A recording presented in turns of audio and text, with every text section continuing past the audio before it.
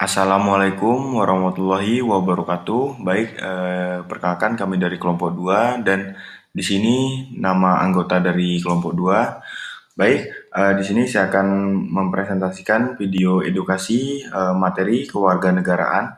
Yang pertama, mahasiswa mampu menjelaskan pajak dalam kehidupan sehari-hari dan mengapa pajak diperlukan. Dan yang kedua, mahasiswa mampu mengemukakan fungsi pajak. Dan yang ketiga, mahasiswa mampu menjelaskan kewajiban perpajakan bagi warga negara, dan yang keempat, mahasiswa mampu mengemukakan prosedur penegakan hukum dalam perpajakan. Baik, langsung saja ke yang nomor 1, pajak dalam kehidupan sehari-hari dan mengapa pajak diperlukan. Baik, pengertian pajak menurut Undang-Undang Nomor 28 Tahun 2007 tentang Ketentuan Umum dan Tata Cara Perpajakan. UU KUP adalah kontribusi wajib kepada negara oleh orang pribadi atau badan yang bersifat memaksa berdasarkan undang-undang. Pajak merupakan kewajiban bernegara yang diatur jelas dalam UUD 1945 dalam pasal 23A. Ditegaskan bahwa pajak dan pungutan lain yang bersifat memaksa untuk keperluan negara diatur dalam undang-undang. Baik, selanjutnya lalu ada beberapa jenis pemungutan pajak yang resmi, antaranya yaitu retribusi, cukai, dan bea masuk dan sumbangan. Yang pertama yaitu retribusi. Retribusi adalah iuran rakyat yang disetorkan melalui kas negara atas dasar pembangunan tertentu dari jasa atau barang milik negara yang digunakan oleh orang-orang tertentu. Jadi, dalam pemungutan distribusi tidak terdapat unsur paksaan dan ikatan pembayaran tergantung pada kemauan si pembayar serta tidak selalu menggunakan sarana undang-undang. Dengan demikian, distribusi pada umumnya berhubungan dengan imbalan jasa secara langsung, misalnya pembayaran listrik, pembayaran abonemen, air minum, dan sebagainya. Selanjutnya yang B, cukai. Cukai adalah iuran rakyat atas pemakaian barang-barang tertentu seperti minyak tanah, bensin, minuman keras, rokok, atau tembakau. Baik, langsung saja ke yang bagian C, bea masuk. Bea masuk adalah bea yang dikenakan terhadap barang-barang yang dimasukkan ke dalam daerah pabean Indonesia dengan maksud untuk dikonsumsi dalam negeri. Sementara itu, bea keluar adalah bea yang dikenakan atas barang-barang yang akan dikeluarkan dari wilayah pabean Indonesia dengan maksud barang tersebut akan dieksplor ke luar negeri. Dan yang terakhir yang D, sumbangan. Sumbangan adalah iuran orang-orang atau golongan tertentu yang harus diberikan kepada negara untuk menutupi pengeluaran-pengeluaran negara yang bersifat tidak memberikan prestasi kepada umum dan pengeluarannya tidak dapat diambil dari kas negara. Sumbangan bersifat insidental dan sukarela, serta jumlah sumbangan juga tidak mengikat dan tidak harus berupa uang tetapi dapat berupa barang.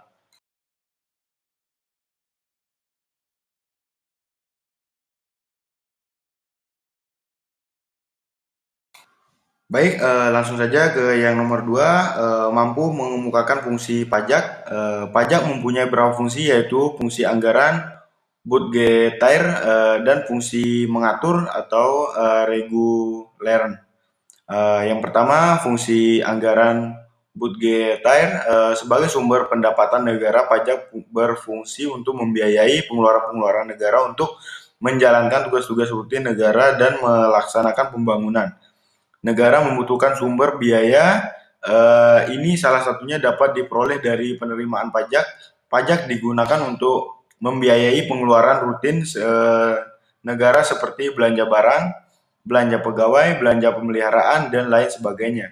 Di dalam fungsi anggaran terdapat fungsi demokrasi, di mana pajak merupakan salah satu penjelmaan dari sistem keuangan dan kegotong royongan rakyat dalam yang sadar akan baktinya kepada negara.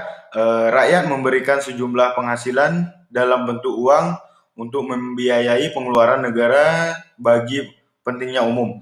Dengan membayar pajak, rakyat berperan serta dalam melaksanakan kehidupan negara termasuk kegiatan pemerintah dan pembangunan untuk mencapai masyarakat adil.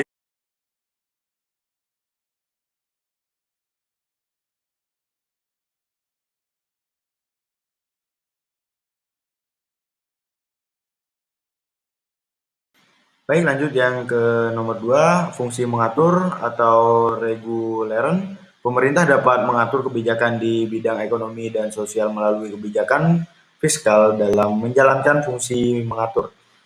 Pajak dapat digunakan sebagai alat untuk mencapai tujuan negara, contohnya dalam rangka mendorong penanaman modal dalam negeri maupun luar negeri, diberikan berbagai macam fasilitas keringanan pajak dalam rangka melindungi produksi dalam negeri. Pemerintah menetapkan bea masuk yang tinggi untuk produk luar negeri menurut pendapat Musgrave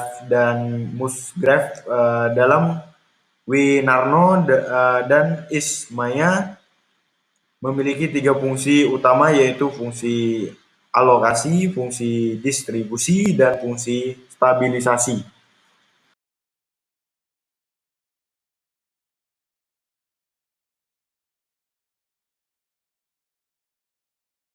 Baik, kita langsung saja ke yang nomor 3, menjelaskan kewajiban perpajakan bagi warga negara Indonesia. Indonesia adalah negara yang merdeka dan berdaulat yang telah memiliki syarat-syarat sebagaimana ditentukan oleh hukum internasional. Sebagai negara yang merdeka, Indonesia memiliki rakyat atau penduduk, wilayah pemerintahan, dan kemampuan mengadakan hubungan dengan negara lain seperti ditetapkan dalam Konvensi Montevideo tahun 1933 sebagai negara merdeka yang sedang berupaya mencapai cita-cita dan tujuan nasional. Indonesia tidak menginginkan terjadi negara yang terbelakang dan miskin. Indonesia ingin menjadi negara yang sejajar dengan negara-negara lain yang sudah maju dan sejahtera untuk mencapai tujuan dengan suatu kata, yaitu pembangunan. Kewajiban warga negara dapat ditelusuri dalam konstitusi yang berlaku di negara tersebut. Bagi Indonesia, kewajiban warga negara diatur dalam konstitusi yang berlaku saat ini, yakni Undang-Undang Dasar Negara Republik Indonesia tahun 1945. Terdapat 6 jenis kewajiban sebagai warga negara yang diatur dalam UUD tersebut, yakni salah satunya yaitu kewajiban membayar pajak.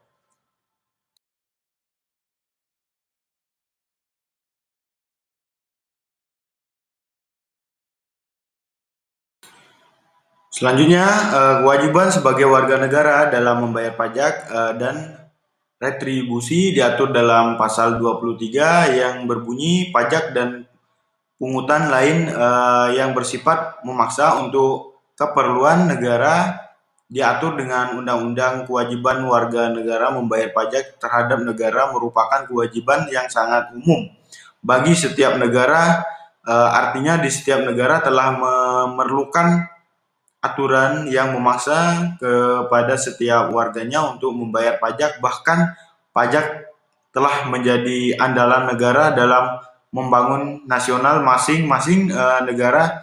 Tanpa adanya pajak, maka sulit bagi negara untuk membangun dan menyejahterakan rakyatnya secara adil dan rasional.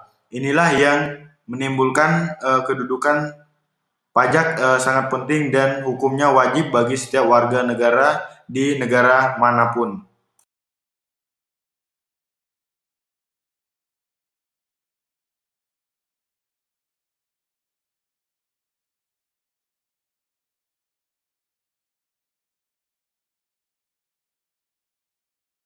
Baik, selanjutnya yang nomor 4, mengemukakan prosedur penegakan hukum dalam perpajakan.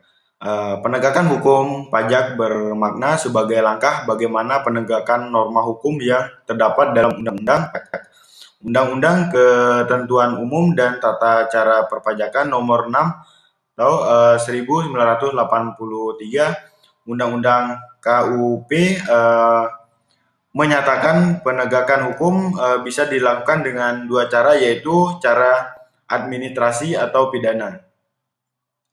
Selanjutnya, pelanggaran hukum dilakukan WP umumnya terjadi dalam dua hal. Pertama, tidak menyampaikan surat pemberitahuan atau SPT,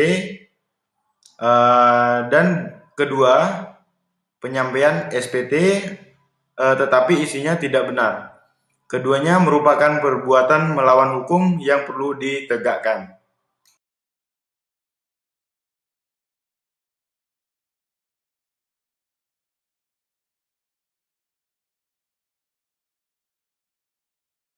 Baik, di sini saya sudah selesai melakukan presentasi video pembelajaran animasi. Jika ada